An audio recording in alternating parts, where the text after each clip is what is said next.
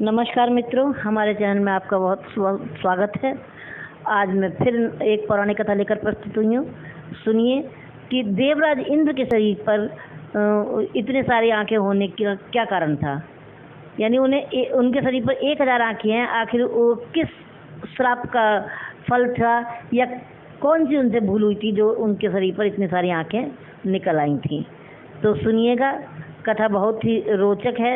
ये कथा गौतम ऋषि से संबंधित है और देवराज इंद्र को उनका एक ये श्राप की वजह से ही उनके शरीर पर इतनी सारी ये आंखें निकल आई थी।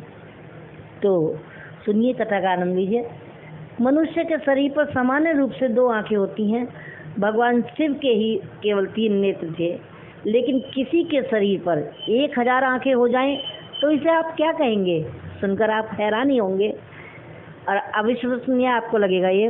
लेकिन ब्रह्म वैवर्त पुराण के अनुसार एक कथा ऐसी ही मिलती है जिसमें बताया गया है कि देवराज इंद्र के शरीर पर उनकी एक भूल के कारण 1000 आंखें नजर आने लगी थी। दरअसल 1000 आंखें नहीं, वो 1000 स्त्री योनियां थी जो कि बाद में आंखों में परिवर्तित हो गई। कथा के अनुसार एक बार देवराज इंद्र आकाश मार्ग से गुजर रहे थे, तो रास्ते में एक वन में बहुत ही सुंदर आश्रम दिखाई दिया और उसके बाहर एक नवयौवना स्त्री, बहुत ही सुंदर स्त्री थी जो अपने घर के कार्यों में व्यस्त थी। और वो सुंदर युवती गौतम ऋषि की पत्नी थी, जिन्हें जीवन भर नवयौवना बने रहने का वरदान प्राप्त था। उसकी सुंदरता को देखकर अप्सराओं के बीच घिरे रहने वाले इंद्र भी कामुक हो गए और उन्हें पाने की योजना बनाने लगे।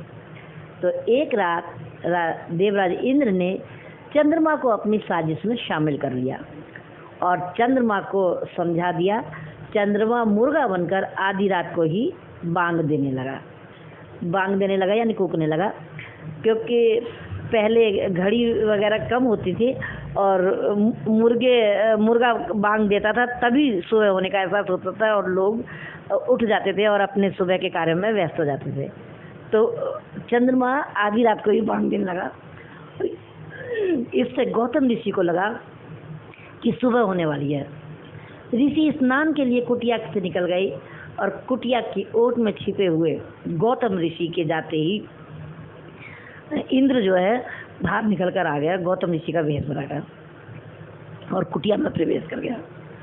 अहिल्या को पहले तो गौतम ऋषि बने हुए इंद्र पर शक हुआ, लेकिन इंद्र के छलावे में वह धोखा खा गई। गौतम ऋषि को भी नदी पर जाते हुए एहसास हुआ कि शायद अभी रात बाकी है और बीच रास्ते से ही कुटिया की ओर लौट पड़े। कुटिया पर पहुंचकर उन्होंने देखा कि कोई पुरुष उनके ही भेष में कुटिया से निकल रहा है। उन्हें किसी अनहोनी का एहसास हुआ। गौतम ऋषि तेज तेज आगे बढ़े।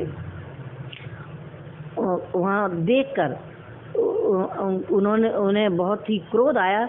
गौतम ऋषि बहुत ही क्रोधित हो गए और उन्होंने अहिल्या की कोई बात सुने बिना और शिला बन जाने का श्राप दिया।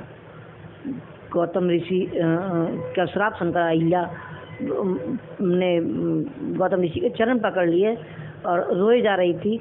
और वो जो उसे श्राप मिला था वो अनजाने में किए हुए अपराध की सजा थी। तब गौतम ऋषि बोले कि जब त्रेता युग में भगवान राम जन्म लेंगे तो भगवान राम के चरणों की धूल तुम पर पड़ेगी, तभी तुम इस शिला से मुक्ति पाओगे। ऋषि गौतम इंद्र को भी पहचान चुके थे और इसलिए उन्होंने इंद्र को भी श्राप दे दिया कि गौतम ऋषि ने कहा कि हे देवराज, तुम योनि की चाहत में अपने धर्म से भ्रष्ट हुए हो, इसलिए तुम्हारे शरीर पर 1000 स्त्री योनि उभर आएंगी। गौतम ऋषि के मुख से श्राप निकलते ही इंद्र के पूरे शरीर पर स्त्री की 1000 योनियां उभर आईं। इंद्र अपनी इस दशा से बहुत लज्जित हुए और उन्हें बहुत ही आत्मग्लानि का एहसास हुआ। उन्होंने गौतम ऋषि के पैर पकड़कर क्षमा याचना मांगी, लेकिन उन्हें क्षमा नहीं मिली। इसके बाद देवराज इंद्र ने भगवान सूर्य की तपस्या की। सूर्य देव ने इंद्र से कहा कि जो तुमने पाप कर्म किए हैं इसलिए इनका दंड तो तुम्हें भुगतना ही पड़ेगा। मैं तो केवल इतना कर सकता हूँ कि तुम्हारे शरीर पर नजर आने वाली योनियां अब नेत्रों की आकृति में बदल जाएंगी। इसके बाद इंद्र के शरीर पर योनि की आकृति जो उभर आई थी वो आंखों की आकृति में बदल गई। इसलिए कहा जाता है कि इंद्र की 1000 आंखें हैं, जो उनके दुष्कर्म और धर्म भ्रष्ट होने की कहानी को कहते हैं। तो मनुष्य को चाहिए कि कैसी भी स्थिति हो लेकिन अपने धर्म से भ्रष्ट नहीं होना चाहिए। धर्म से भ्रष्ट हो गए तो